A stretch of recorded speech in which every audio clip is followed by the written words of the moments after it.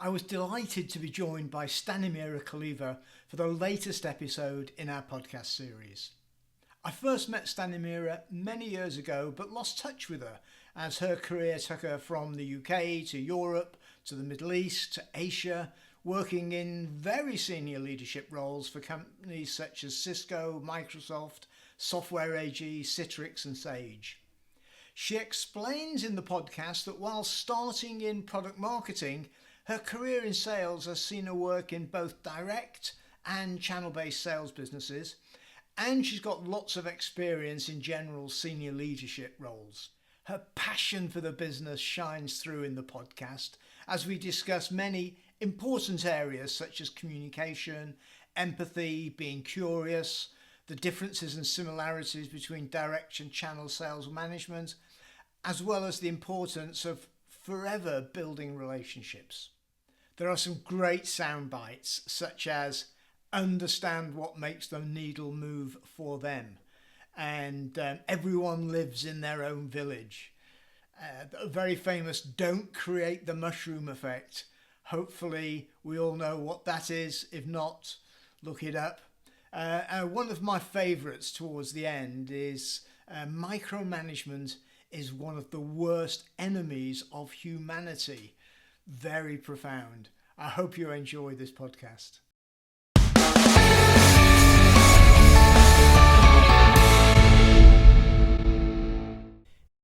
So Stanimira, thank you ever so much for joining me on the podcast here. It's great to see you.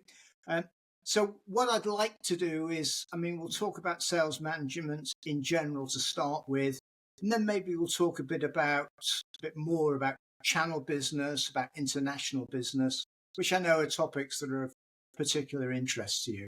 But can I start? My first question is just to ask you to explain your journey into sales management, into sales leadership. How did you get into sales management?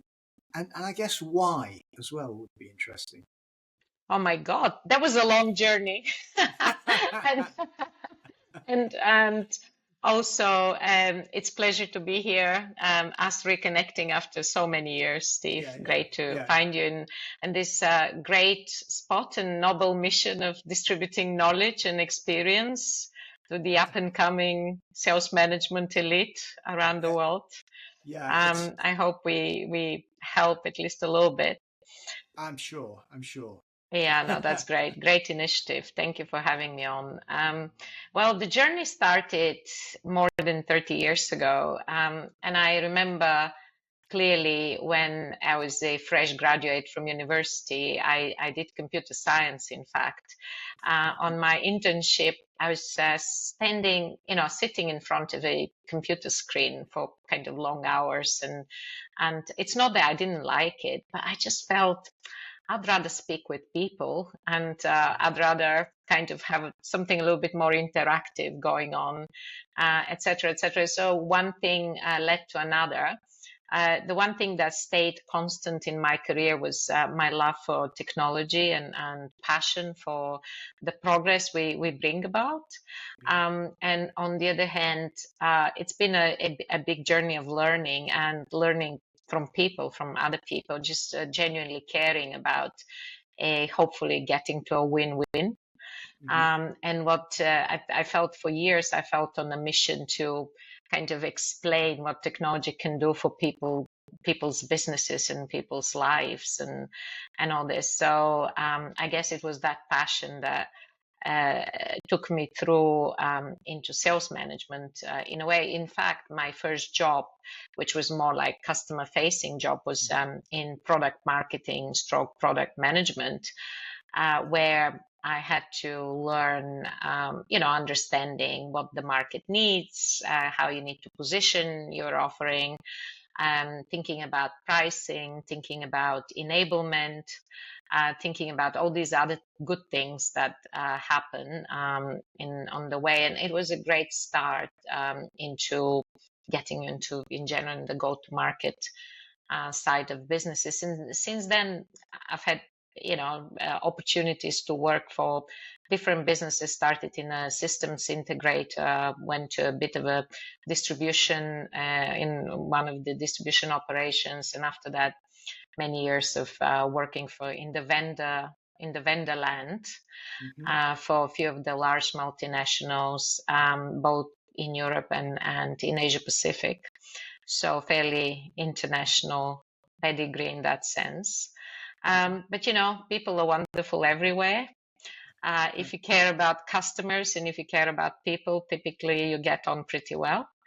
And the rest is just pure pleasure, because you get to discover so many different ways of doing the same things and different cultures, and you feel like a lifelong learner. I think that kind of keeps you going, and it's a big thing. Yeah. Oh, okay. What fascinating. The journey is fascinating in itself. And it's interesting that product marketing starts, because often I think in sales, I mean, I went straight into sales. I did computer science as well, but straight into sales because it was the buzz of working with people. But I think often in sales, we forget everything behind it, the pricing, the positioning, the enablement, everything that's behind us, which actually gets a solution to market. We tend to just take it for granted and just try and sell the stuff. Yeah, absolutely. I fully agree with you. And often we complain about it. We go like, oh, that's not right. Oh, we're not competitive. Oh, this, I wish that was a little bit better, etc. But we underestimate how much work goes into it. And I actually think in the best scenarios, I think the right outcome comes from a true collaboration between the sales teams and the enablement and product teams. Because it is true where you get to marry the commercial side of the business with the actual offering and the solution packaging and all the rest that goes with it.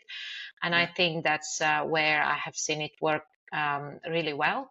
And when things are being worked on in silos, you just kind of do the product separate from what you hear on the ground, from customers, etc., etc. And so I think it is really a duty of both sides to be constantly collaborating and kind of learning from each other.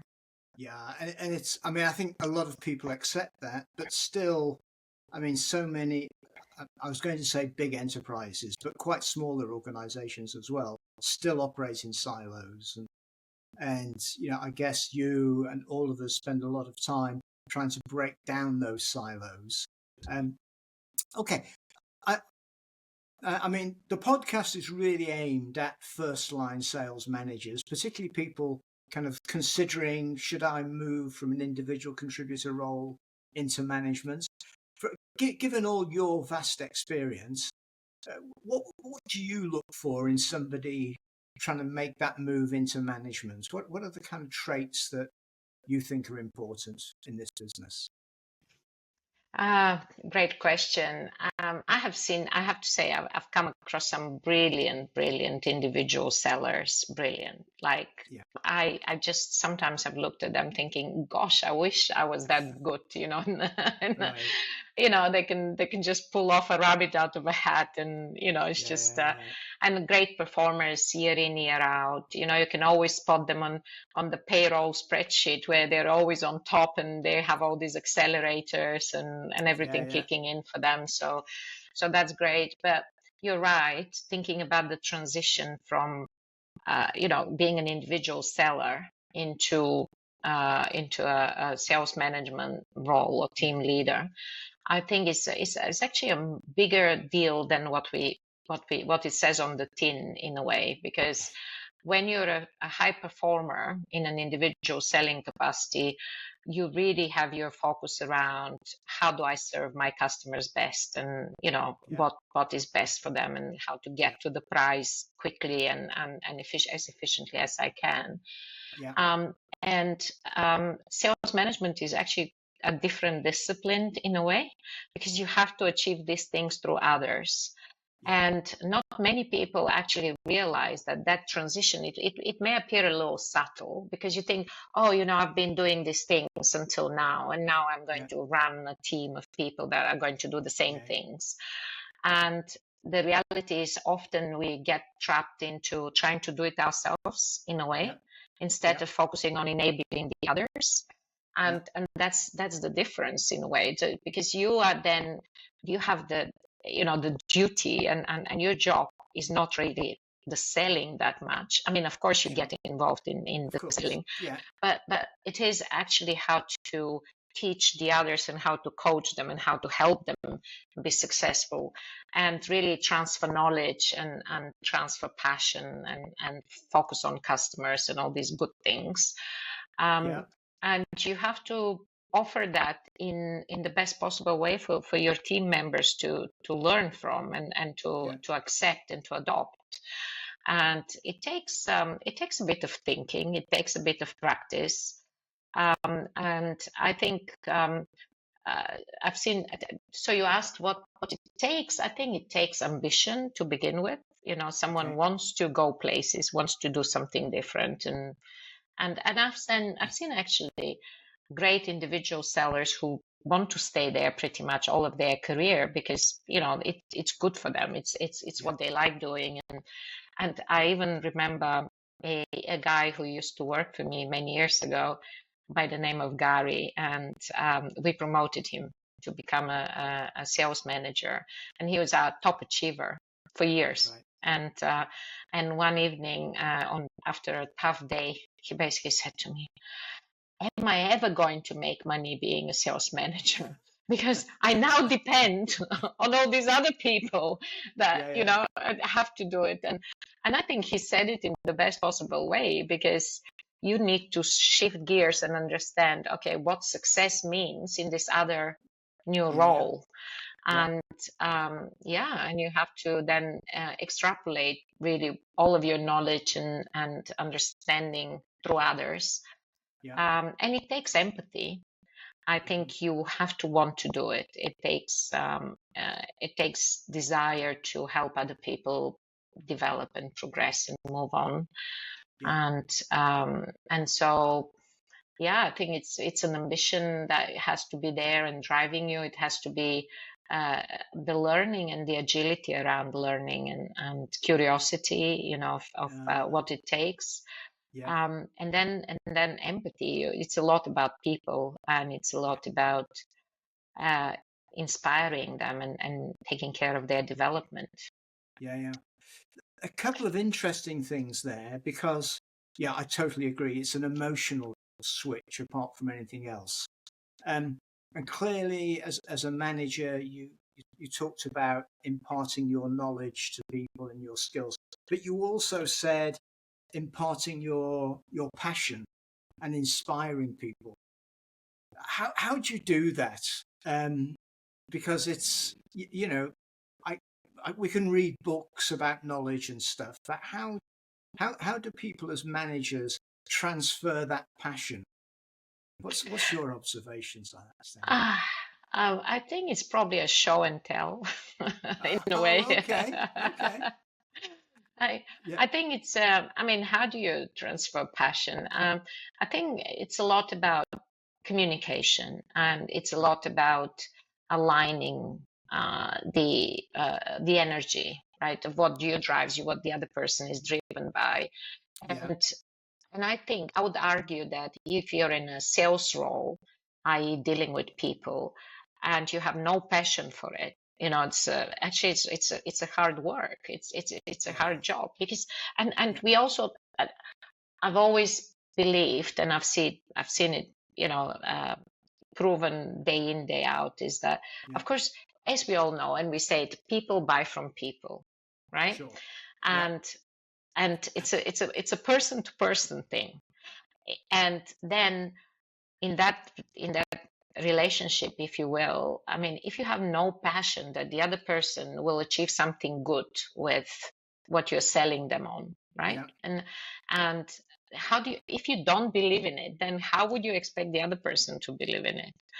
And so it's kind of it's that one thing that right, I think in my mind it makes a obvious sense, but of course many people go, oh, it's and I would say, there are plenty of other opportunities for jobs, right? I mean, you could go Okay. into operations, you can go in fixing the Yeah. technical stuff, you could do many Yeah. many other things. And in sales, it's a people business, and Yeah. people has lots.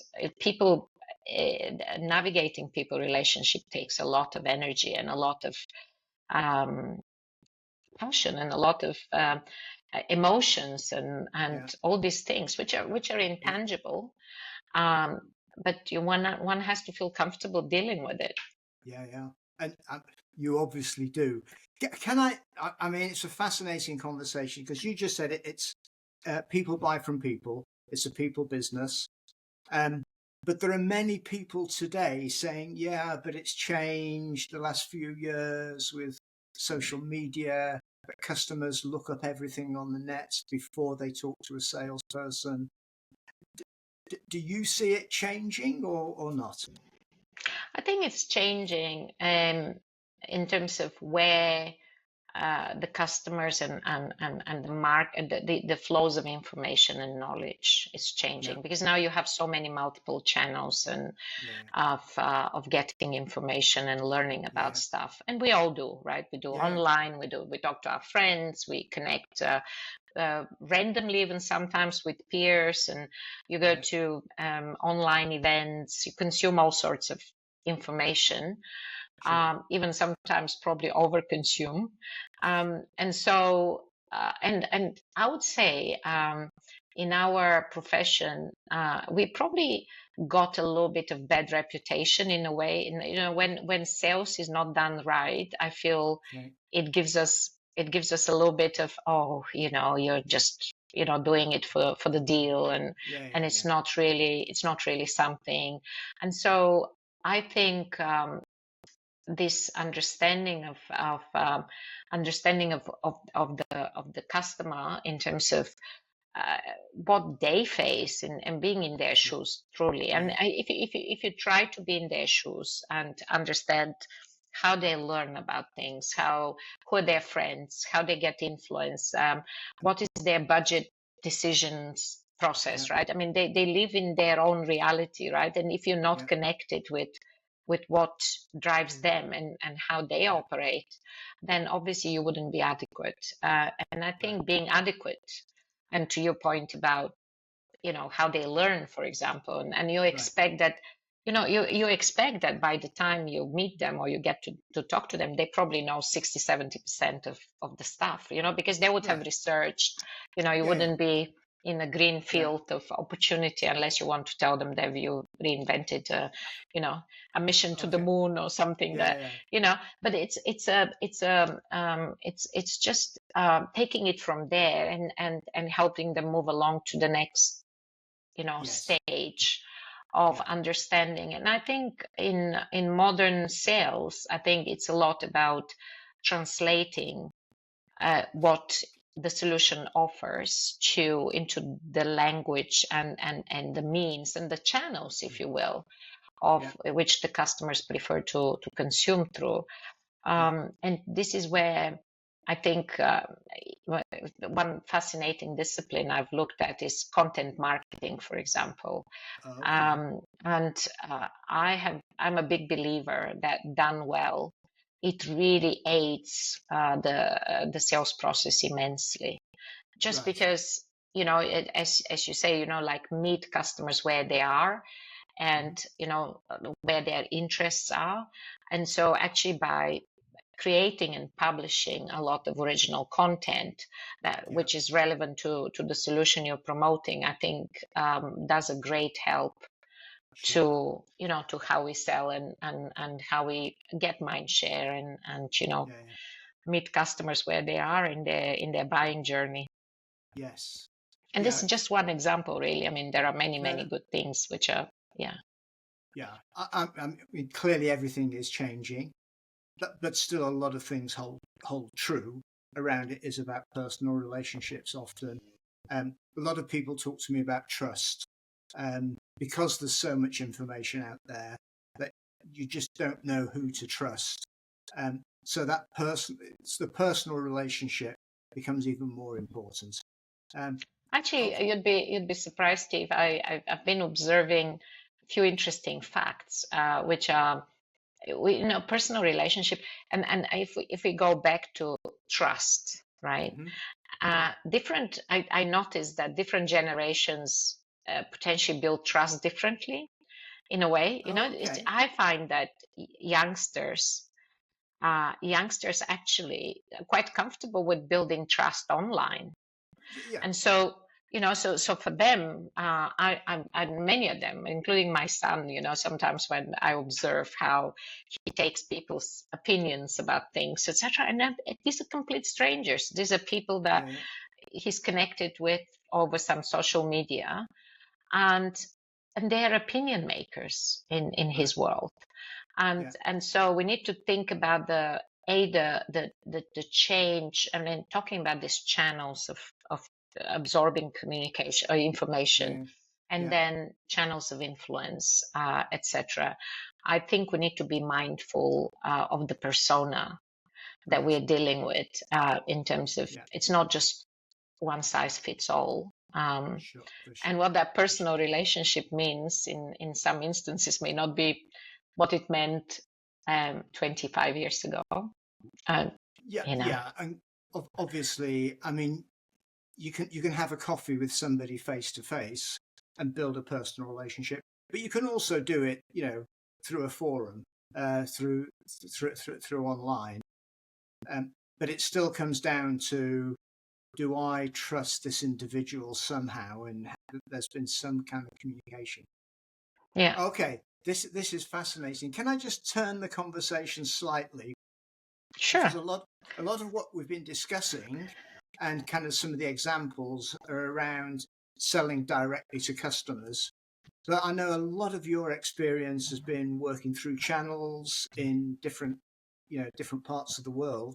Is it the same when you're selling to a channel partner as it is selling to an end customer? And in particular, as you're managing that process, when you look at a sales manager running a direct touch team and a sales manager running a channel partner team, are they doing the same things, or is it very different?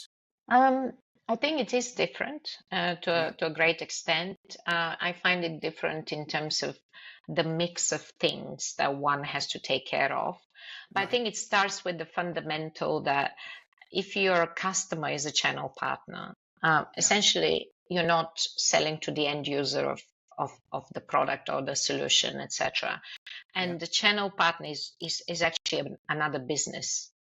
And I think understanding how that business operates is the very fundamental of making that relationship successful. Because, for example, system integrators make a lot of money out of services, delivering services around your product, your hmm, solution. Understanding that and also understanding what moves the needle for them of being successful is very important, i.e., aligning to what their business model is. In distribution, it's slightly different. In yeah, online retail is very different. yeah, So understanding what the business model is and what drives them is fundamental. And then, of yeah, course, when you manage channel partners, you have to interact with various stakeholders, with the MD of the business, but equally you have to interact with their sales management, yeah, sometimes with their customer relationship people, or their services delivery people, and so you have to, and marketing often, and sure. so you have to take care of making sure that you get the right coverage with that account, because it takes the whole kind of interaction between these different functions on the channel partner side Yeah, to make your product or solution successful. yeah, But and of course you have to do a more strategic work in terms of planning and reviews and a little bit of throwing in incentives and okay, kind of celebrating the wins or giving okay, some direct feedback when things are not yeah, yeah, particularly going well, and traction, if there's no yeah, traction to the plan. And so there are slightly different mix of things, but fundamentally, the need to align to your buyer. Only you need to Yeah. be mindful that the buyer is another organization, in a sense of they are taking your product or solution to market. Right. And so enablement in that sense plays even bigger role, because typically channel partners carry multiple product lines, multiple Yeah. services offerings, etc., etc. And so Yeah. you are fighting for mind share, and you're fighting for investment on their side into your Okay. stuff. Yeah. Yeah. And so I think this is, this is quite a difference in terms of, when you compare selling through channels versus high Yeah. touch selling. But it's I've done that for many years, and I have to say it's highly rewarding when you get it right, and Right. you know that they're successful, with having that relationship with your company, with kind of Yeah. Yeah. carrying your product. I think it's a real win-win, because you felt, oh, you made all these other bunch of people successful in, it's so in that sense, it's slightly different and somewhat Yeah. similar. Yeah. I mean, I'm thinking back. You talked a lot earlier about empathy, and it strikes me that whether it's direct to a customer or with a channel, it is looking at it from their perspective and what's important to them. You said, what makes their dial move, and very important for a channel. But it also, the way you described it, I mean, I've worked in channel, but probably more direct touch. But the way you describe it, more stakeholders, a bigger variety of stakeholders, and this ability to, at one moment, be talking strategy with the managing director or the CEO, and then the next moment sorting out a delivery with somebody in a warehouse. Being Exactly. able Or, to go up or and running down. a spiff on their sales floor, Yeah, Yeah. yeah, yeah, yeah. Okay, and a lot of your experience is, yeah, international as well, and it strikes me that, the standard model that most people adopt is that, particularly when they're trying to expand into developing countries or whatever, most people start with channel, and then, after a year or two, start to employ some direct touch. Is that the model that typically you see working, or, particularly when you're expanding internationally? Are there Yeah, other ways you can definitely. do it? Yeah. I mean, definitely the model's been the predominant model of opening up new markets for many years. And Yeah. for example, all the years I've operated in Asia, it was actually the preferred model, particularly for some countries where a vendor has no capabilities around navigating the tax, Okay. the local legislative, Yeah. Yeah. environment, and we don't know the market, we have no relationships with customers, etc., Yeah. etc. I think it's a wise choice to look for partnerships and enable them to be successful. And I would say, at some point when there is a maturity in the business and understanding of the market, and it makes an investment Mhm. sense to go direct and to establish Yeah. a branch there and an Yeah. entity and start hiring people, etc. I don't think the two should compete. Actually, you need No. to build upon it, and you should enhance it rather than you replace it, because then, there is no 1 + 1 = 3. It's just, it stays one, or it stays one and a Right. half. And Yeah. I think that decision of how you take it from there is also very important. Not just the initial stage of entering a market, but then how you Okay. kind of foster what's been built through the partners, and Yeah. kind of upgrade it. The other aspect I see, I mean, lately I've seen new models emerging where you don't necessarily go for a classic channel contract relationship, but you use the modern technologies of, and potentially the freelance, Okay. professionals who would be available to work for foreign vendors, and Yeah. they would do pretty much a good job just because technology and our ability to to operate across borders have Yeah. improved. That's fascinating. So, I mean, I think the discussions are very early, but new ways of working using, we can call them freelancers, but they're not just jobbing freelancers. They have some kind of relationship with you. It may not be a formal partnership arrangement, but there are new ways that we can start working. And, you know, you'd expect that, particularly working in developing countries where you maybe have a bit more freedom, you don't have baggage, you can try out some of these models a little bit more. What's your experience? I've been working with a number of sales managers who are trying to move to expand internationally, working with partners, but they find it really difficult to manage people, let's say in a country where I'm not familiar with the culture, with the legal situation, with manufacturing rules, with tax rules.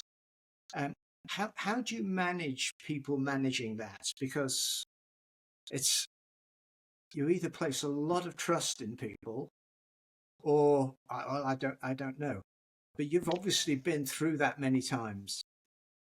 Yeah, I have. And I mean, you have to basically learn. I don't think it comes for granted. And it's not a desktop research type of thing. Yeah, It's actually you going into the field and speaking with various people. These days, most of consulting companies have pretty proliferant presence, right? So if you want okay, to create guardrails around how you operate in a particular country, from tax requirements or legal protection and various other things, you definitely need to do that. And you could either go through some of the global consulting firms, who would just have local advisors, and you will be in good hands in terms of yeah, getting upfront knowledge of how to operate there and things to watch for.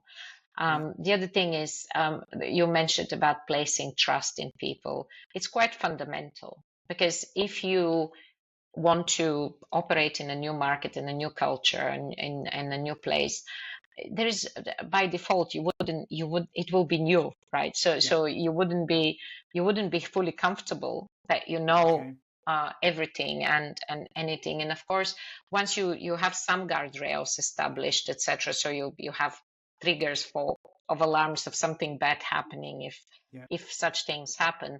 The rest, pretty much, you have to place your trust in people, and you have to enable them to be the most effective they can be. And yeah, I particularly, operating around different countries and different cultures, particularly enjoyed actually getting to know how things are done in different places. And sure. I've never stopped being surprised and amazed sometimes of how things work in Yeah, Korea versus how they work in India or in okay, other places. They're quite yeah, different. And I sure. was, and every culture offers its own unique strengths in a way. Yeah, And every culture has its own, you know, ways that you think potentially could be done slightly better. Some cultures yeah, tend to be much more structured and kind of follow 1, 2, 3, and more yeah, yeah, predictable and all this. And I mean, some places they're like go, go, go, but there's not much structure to it. And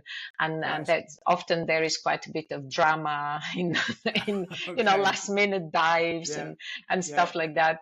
But the good news is, typically your first line of presence in this country shares the same culture as the customers.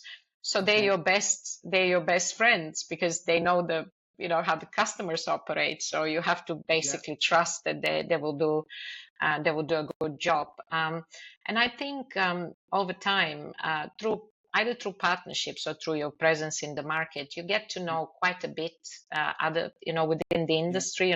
People, you get good references or bad references. yeah, There are recruitment companies which help with regards to selecting, the right profile of people you need, and helping you in navigating that yeah. cultural journey. Yeah, but it's quite fascinating. It's probably been one of the most attractive parts of me living around the world, really. Sure. And I mean, you used the word earlier, being curious and trying to find out these things and being empathetic. It strikes me, I mean, your experiences, building businesses in new countries and new cultures. Um, there's probably a lot of lessons for people in more established markets who are maybe just trying to move into, a new market and a new vertical. And often, again, I think we make the mistake of saying, well, if I've been successful in selling to manufacturing, I can sell to retail. But actually, they tend to attract different people. They have different ways of managing their business. So, your lessons from what appears a more difficult situation, going to Korea or going to India, I think there's a lot that people can take from that and learn from that when they're thinking about how we move, between different vertical markets, different solution sets, all that kind of stuff. Definitely, it's very applicable in numerous situations of even moving across industries in the same market is quite a journey. Yes, and it strikes me often we're not curious enough as sales managers. It's just another vertical. But you've got to really try and, to use your word, empathize, really understand that market. Well, empathize is absolutely the foundational skill, but also your ability to quickly learn and quickly get connected in the industry. And I sometimes wonder, people tend to underestimate, to your point, right? They say, oh, selling is selling, and but I think it's quite important to be seen as one of them, one of the industry. And there is often it takes a little bit of thinking and research around where these people live, not in a literal sense, but every industry has its own beat, right? They have industry events, they have peer-to-peer sharing, they have common conferences and the online forums and all sorts of things. And if you don't take the time to actually get to be part of it and understand what's going on, essentially you fail to be relevant. And I think your effort will be wasted in reality, because you have to, and we talk about talking the lingo and all this, but it's beyond that. It's actually understanding the pain points, and you understanding what are the people trying to solve for in that particular industry. And in my current role, I'm looking after public sector, and particularly after three parts of public sector, and including healthcare and education and local government. And it's amazing to see, even though you would think, okay, the structure of that market is a little bit similar. The budgets flow probably similarly in terms of how things get funded. But, what these people are after in terms of what they think success means in their jobs are quite different. And, in healthcare, they would care about, how they're going to improve my cancer care pathways and this and that, and in day clinics it will be something very different, even within that same industry. And I think taking the time to actually understand beyond just the shares of market shares and competitive strengths and all this and all that, understanding the customer and what they're busy with is very important. So and it's, you can't just read a few reports. You've got to, I think what you're saying is you somehow have to feel it to live in their world. Some people talk about we all live in a little village, or maybe 2 or 3 or 4 different villages. But what does it feel like to live in that village? Whether you're a healthcare professional or running a channel business in a small country, you live in that village. So how does that actually feel? That's fascinating. Exactly. And these conversations are very pleasant over a dinner or a few drinks. Actually, Yeah. I encourage everyone to do it. Yes, yes, of course. Um, okay. So, can I just? I've got a couple of final questions. This is some fascinating stuff here. Can I just go back to this difference between direct touch and channel-based sales teams, and particularly think about what sales managers do? So, in terms of the things they need to focus on, how you as a senior leader, how do you judge if a first line sales manager is doing a good job, either as a direct touch manager or as a channel based manager? What are the Do you look for different things? We've said there's a lot of commonality. Well, there's commonality. We all get measured on numbers. Yeah, And so yeah, you often look at the numbers and you kind of know, okay, are you making progress and yeah, are your numbers good? And of course, in life, you can never be linearly good, and every time you be better and better than last time, etc. for Things sure. happen. Yeah, But I think in that communication around, okay, sometimes the setbacks and how you deal with the setbacks and et cetera, you then get to understand also the maturity of that sales manager in terms of how they're dealing with, navigating.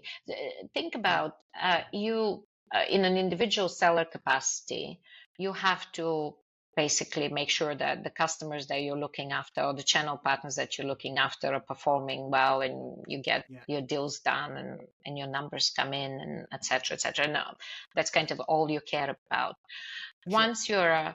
Once you're a sales manager, you actually have to manage a total number. It's a portfolio, right? Yeah, And so often what I see people do is they don't think of de-risking the portfolio. They don't think about what if something doesn't go right, and how okay. do you manage it? How do you forecast even across the portfolio? And I think and this is a very important skill one has to learn, because obviously they are expected to then be accurate in what they forecast and deliver on Sure. it. and Yeah, and I think that understanding of the risks and opportunities within the portfolio and kind of taking a view of yeah, what is the closest to the pin performance for the team yes. is a very important element of that. And the second thing is you actually get to uh, read if you're just looking at the dashboards of how a sales team performs, you can see things of often in a team of 7 8 people, for example, if you see that time after time there is one or two that are star performance and the rest constantly have achievement of their goals of, I don't know, 50% or 70%, Okay. etc., Yeah, yeah, etc., and this kind of stays unchanged, that also tells you that that's not portfolio that someone's actively working on, yeah, because you have to help the team yeah, yeah. to progress and to perform. Yes. um, and you can always get, I believe, in skip level discussions, you can always get Okay. qualitative input from the team members, and this is Yeah, always nice because you hear it from firsthand. It's just you know how people feel about yeah, going to work every day and interacting with their managers, etc. yeah.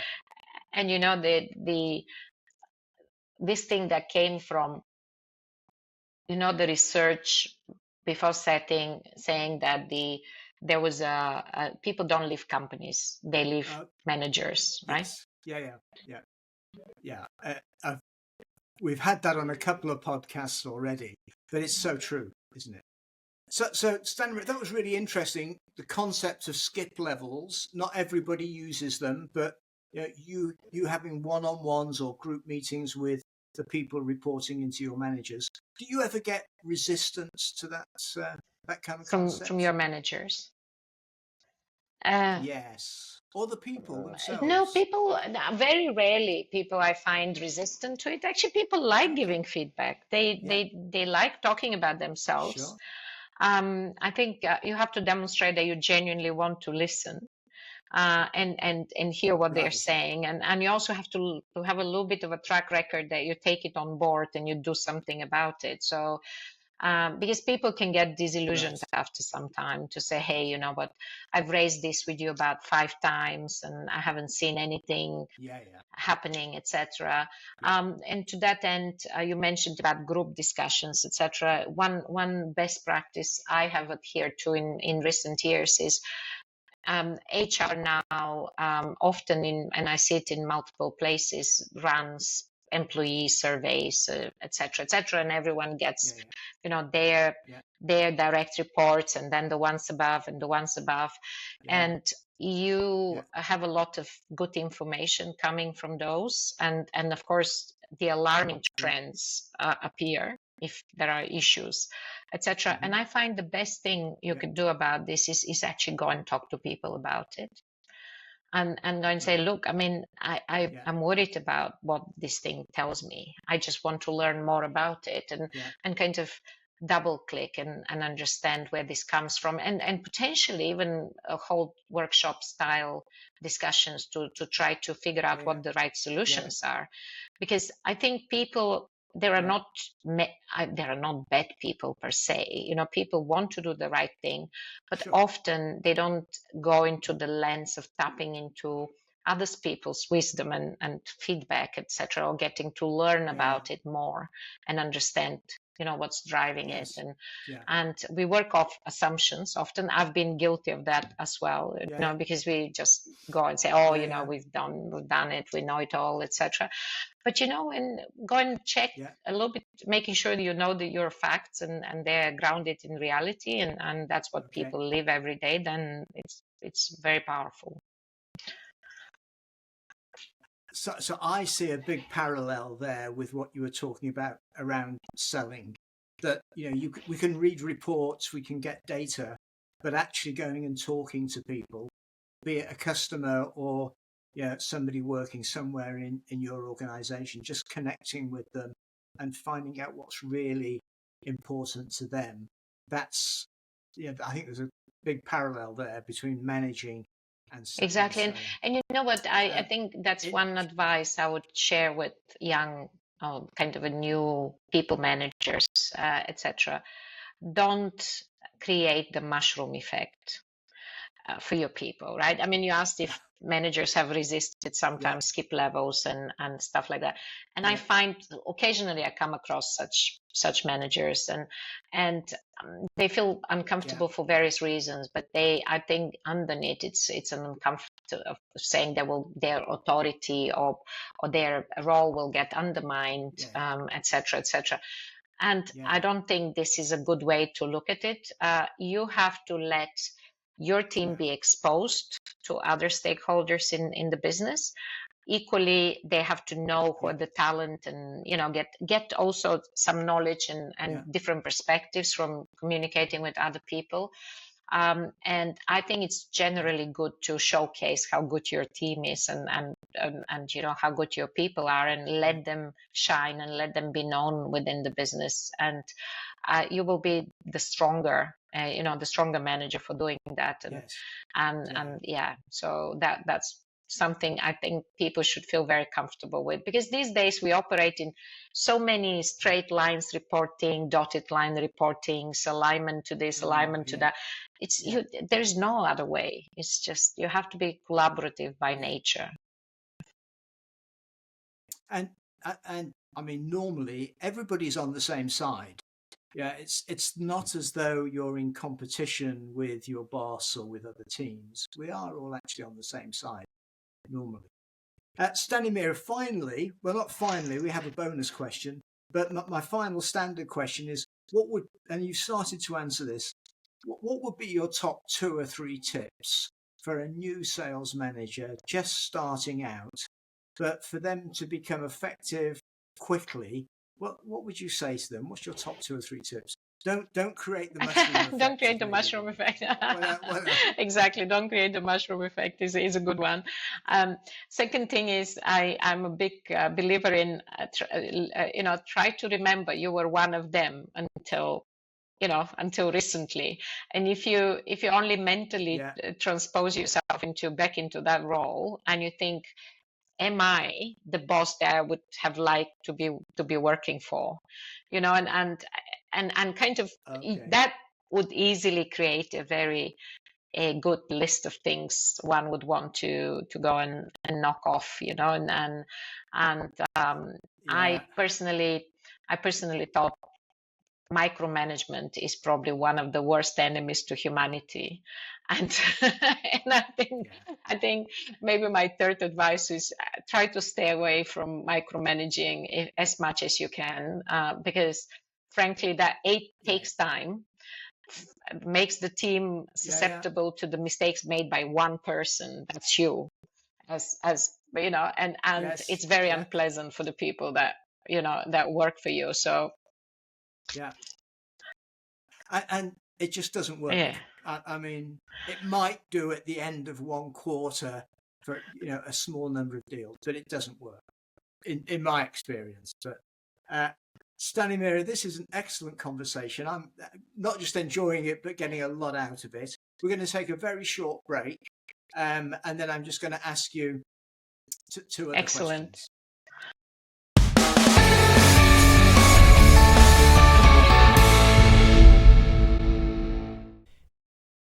Bonus question. Stanimira, the final question, well, it's in two parts, really. Are you happy to share with us your biggest mistake that you've made in your management career and what you learned from it? And then, to be fair to you, also your biggest triumph and what you learned from it. Wow, I was just thinking about it, and probably there are few mistakes, and it's always very difficult to choose one that's the biggest, I guess. But I'll go with the one where after a few years of operating as a team leader, and I'm someone who is a person of big ideas, and I often have new ideas, and they're bigger than the previous ones, Okay. and I get excited about the latest idea, and I tend to be enthusiastic communicator as well, and it's just Okay. I found myself I started noticing that I'm kind of the only one enthusiastic about what I was talking about in the room, and it was just like, what's wrong here, and all this. So I started asking around, the people there, etc., etc. And I actually discovered that I constantly was putting myself in a role where I was kind of forging forward and running ahead, and carried on the wings of my latest greatest idea, and all this and all that, and you turn back and there was nobody behind you, and because you either Okay. fail to even explain what are you after, or you just talk too fast, or you kind of didn't do a good job in bringing Okay. Yeah. people along, Yeah. and this turning, it's just very vivid in my head, just turning back and seeing nobody behind you. It's just you're on your own, and in that Oh, kind of journey right. of great ideas and pursuits. um Yeah. I can relate to that. And I think it's because there's I mean, the theory of the change curve says that as leaders, we have the ideas first, um, and people will always be behind us. But yeah, But then what's yeah, the point? and I see it all the You time. ask what I learned. Then I'm thinking, what's the point of Yeah, all these ideas if you're never able to follow through? Because it takes a village, right? right. It doesn't take one person to Yes, carry yeah, them through, and yeah, all this and all that. And I learned uh, fairly early in my career, or it was probably, let's say, the first half of my career, that I have to take the time and I have to think through how do you actually bring people along, and yeah, whether it's a worthwhile journey for them as well, because you can't just keep asking people to go here and then go there, and get busy with something else, and right. etc., etc. You have to follow some level of consistency, and be mindful Yeah, of their journey as well. yes, yeah. It's interesting, isn't it? So it's that balance. As the leader, you have the vision. You will have some ideas, but there's a balance of bringing people with you, so slowing down, explaining it, taking their views into account. Okay, that's really interesting, and I can think of many new sales managers, particularly where you've maybe waited for a while to get appointed, and you've got these big ideas that you've been desperate to implement for a couple of years. You get in the role and you push forward, and then you look round and there's nobody there.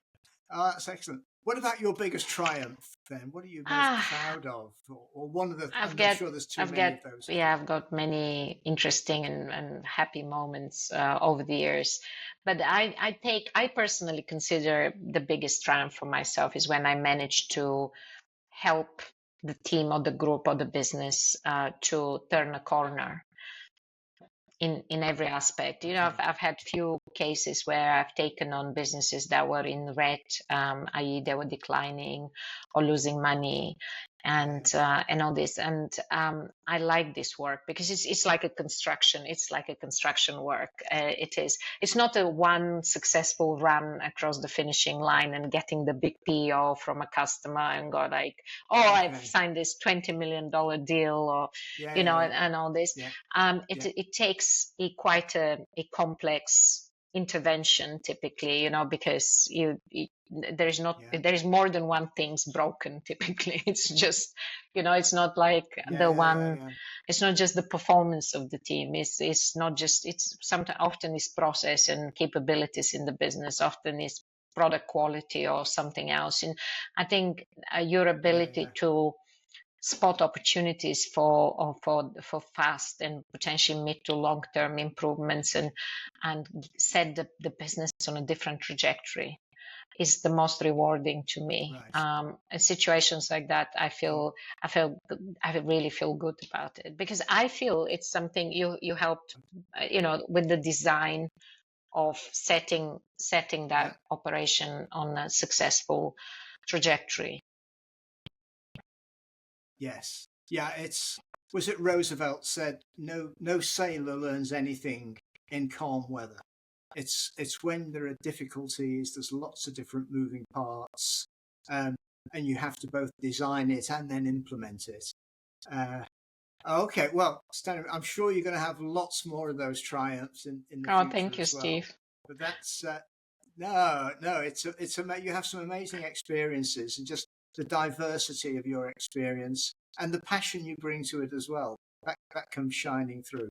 So, listen, thank you ever so much. It's been really enjoyable. I'm sure new sales managers will get a huge amount from this. So yeah. Here is wishing you greatest of success of the podcast. This is a fantastic initiative, so thanks for doing it, and very best of luck to all the new sales managers. Excellent. Thanks a lot, Stanimira. Thank you. Cheers. Bye.